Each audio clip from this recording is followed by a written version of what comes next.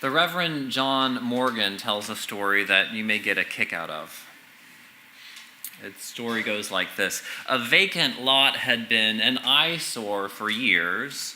It was so inhospitable that even adventurous adolescents and homeless people no longer went there.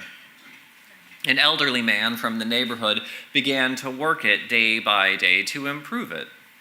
He removed the trash, cleared away the rocks, and began to till the soil. Curious passers-by began to take notice in the project, and one by one they occasionally stopped to help.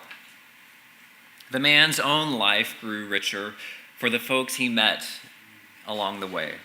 By the end of the first season, a few flowers bloomed as the garden established itself. The next summer, though, it was a veritable Garden of Eden that fed the neighbors with beauty for the eyes and food for the body. One day, a local clergy person stopped by to admire the lot. He pontificated, "Isn't it marvelous what the Lord has done?" The old gardener responded, "Yes, but you should have seen it when the Lord was working it alone."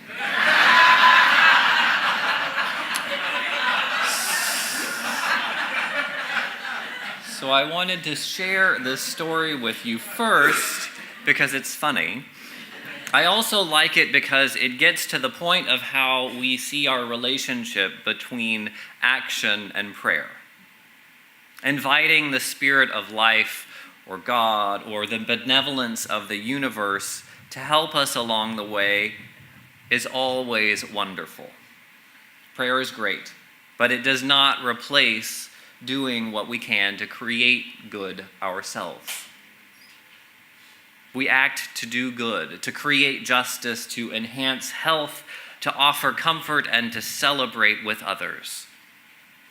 We don't have to be saints doing it every waking hour of every day, but if we want to see change, then it's up to us to act to create it. The reason this story is charming is the farmer's response. The farmer didn't say, "God had nothing to do with this, it was mine, mine, mine." He just pointed out that his contributions were really important to the improvement. He didn't discount the idea that the sacred had been involved.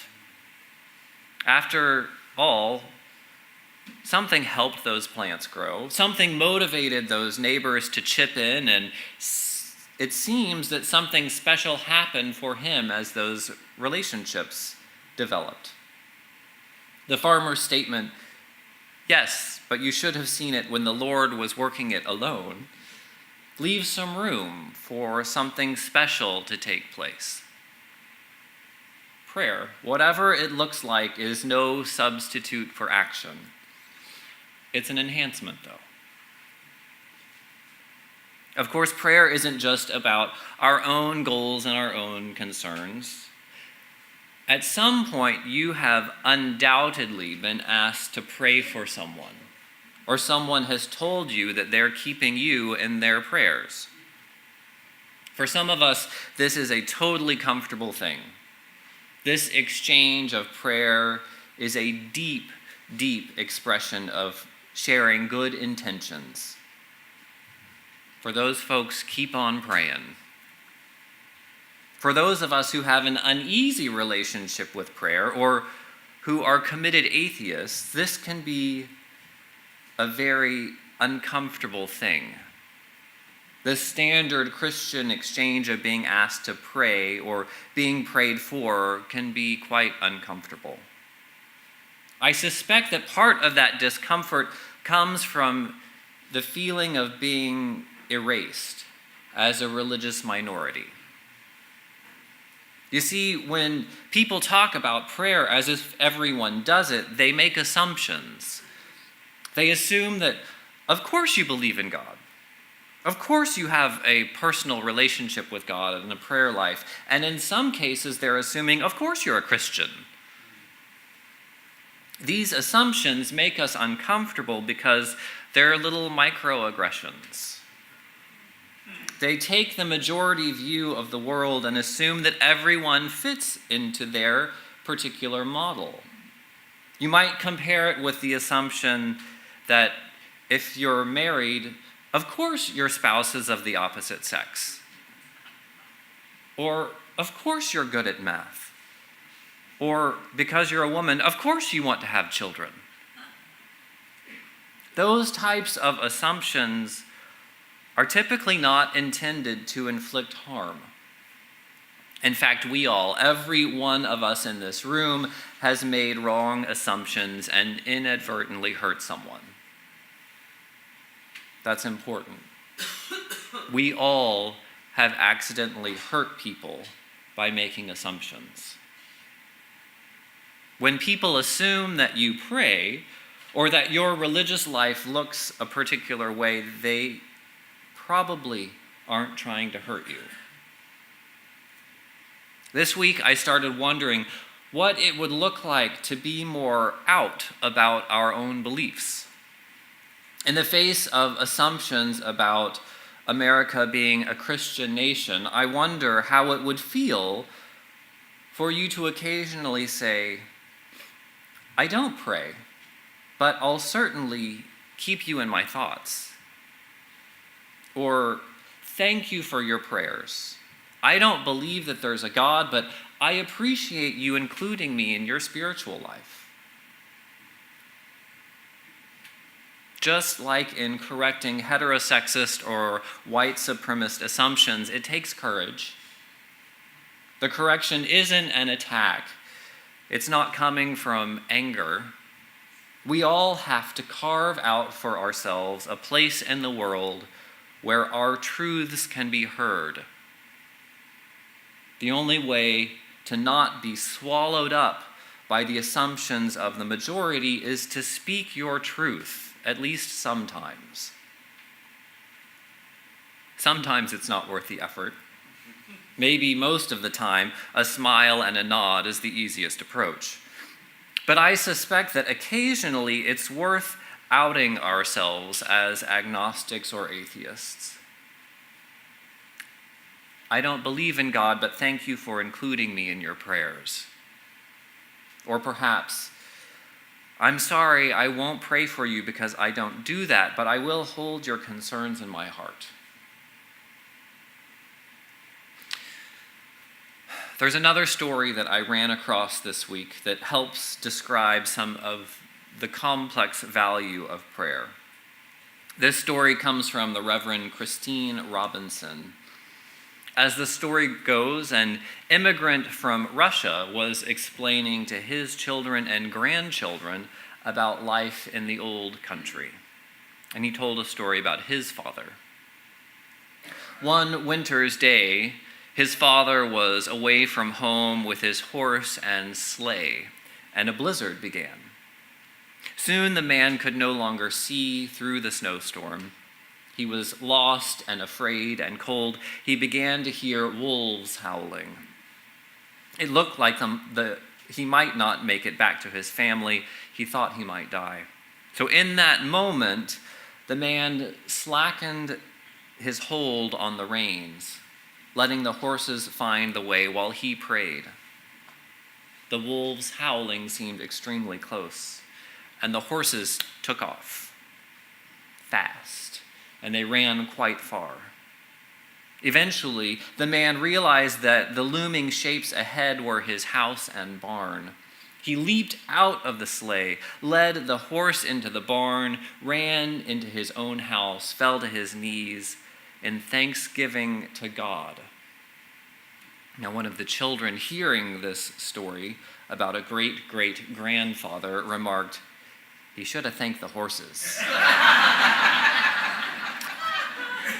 But there is only a slight difference between thanking God and thanking the horses. Both are good. Both are mysterious. What greater mystery is there than the horse's knowledge of an invisible world that brings a man safely to his family? If the man's prayer allowed him to drop the reins and trust the mystery, who's to say whether the effect of prayer came before, allowing him to trust his horses, or during the ordeal, guiding the horses, affecting the storm, or even spurring those horses on with the howling wolves? It's likely that if the man tried to make his own way, tightening his grip, he would have confused those horses, missed the shadows of his home. He may have frozen to death. In this story, we're invited to see prayer as a slackening of the reins when all else is bound to fail. We might see prayer as the willingness to give ourselves to the healing powers and creative possibilities of a complex universe, where horses just know, and still small voices can speak from within. Now, maybe saying it's complicated is the easy way out in a discussion of prayer, but it is complicated. Sometimes in life, I know I have been there, you probably have too at some point, when we've done all that we could think of, when we've pushed our mind and body to the limit, and in a snowstorm, we choose to loosen the reins of control and hope that the universe has some path for us. And when that path emerges, there are 1,000 questions we can ask, or we can be grateful. All this month I've written about prayer, and a saying has rattled around in my head. It's the saying that there are no atheists in foxholes. I've never been in a foxhole, but I have seen atheists confront death unflinchingly, with courage, grace, and hope. There are, in fact, atheists in foxholes and in hospitals. There are atheists confronting all sorts of hardship with courage. So I don't want to suggest here that prayer is the only fruit of struggle or the only way of finding peace with what you don't have control over. Prayer is not the only way, but it is a way that many people find helpful. And because most people in our country do pray, and most people are truly caring, it's worth our while to reconcile how we can honestly and lovingly respond to those people who do pray. This Sunday, we're launching a new component in our worship service. If you looked closely at your order of service, you notice that we're doing something called compassionate connection. You don't have to look at it, it's okay. Compassionate connection is an opportunity to speak directly with someone about a joy or sorrow or uncertainty, really anything that you need to share. At the back of the sanctuary, 3 volunteers from the worship committee are prepared to listen one-on-one to whatever is in your heart, and then offer you a short blessing or a hug if that's helpful. So let me define blessing. A blessing is not a prayer. A blessing does not name any particular theology or God, and a blessing does not offer the impossible promise that everything will be okay. What a blessing is an acknowledgement of what is in your heart. It's a reminder of the strength and the resources that you do have. It's a lifting up of your concern to the universe and naming our shared hopes and fears and joy and comfort. This one-on-one type of emotional and spiritual encounter is not for everyone. But some people are hungry for it. Some of us need to be seen and heard in a way that connects us with the web of life. So thank you for creating this time and this space for the folks who need it. One of the things I have always appreciated about Tapestry is a willingness to experiment. As we get settled here and furniture finds its place, my mantra is, nothing is bolted to the floor, things will settle into place. Now, change is part of a vital community. So if you would like to speak directly with someone from our care team about a challenge or a joy or an uncertainty or whatever, if you feel that a moment of compassionate listening would be helpful, then I invite you to head to the back of the sanctuary. This morning, Greg, Nikki, and Susan are on hand to offer a moment of connection and a blessing. The rest of us have a moment to sit and enjoy some quiet reflection.